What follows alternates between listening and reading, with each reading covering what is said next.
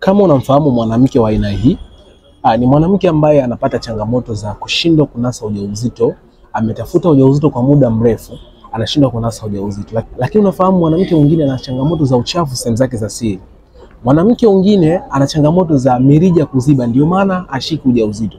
Lakini uliwahi kusikia mwanamke ambaye ana changamoto za uvimbe kwenye mayai, yani ovarian cyst. Lakini mwanamke mwingine ni kwamba ana uvimbe maji au polycystic ovarian syndrome au PCOS. Mwanamke ana changamoto za aina hiyo, unamfahamu? Basi fahamu ya kwamba huyu mwanamke ni mwanamke ambaye unaweza kumsaidia wewe mwenyewe. Na kitu ambacho unatakiwa kufahamu ya kwamba Mungu siku hizi hatumi malaika. Mungu anatuma watu ili wawasaidie watu wengine. Sasa kama utachukua video hii na kushare kwa mwanamke mwingine, ni kwamba huyo mwanamke ambaye atakuwa anapitia changamoto za uchafu sehemu za siri, anapata miwasho sehemu za siri, anashindwa kupata hamu ya tendo la ndoa, akishiriki tendo la ndoa na mwenza wake anapata maumivu, lakini pia anapata uchafu sehemu zake za siri, mirija yake ya uzazi imeziba, anapata uvimbe kwenye kizazi, basi chukua video hii na uweze kumtumia ili aweze kupata matokeo mazuri zaidi. Kumbuka ya kwamba nimepata wanawake wengi sana ambao walikuja wakiwa mahututi, maana yake changamoto zao zilikuwa kubwa kabisa. Angalia kama huyu hapa,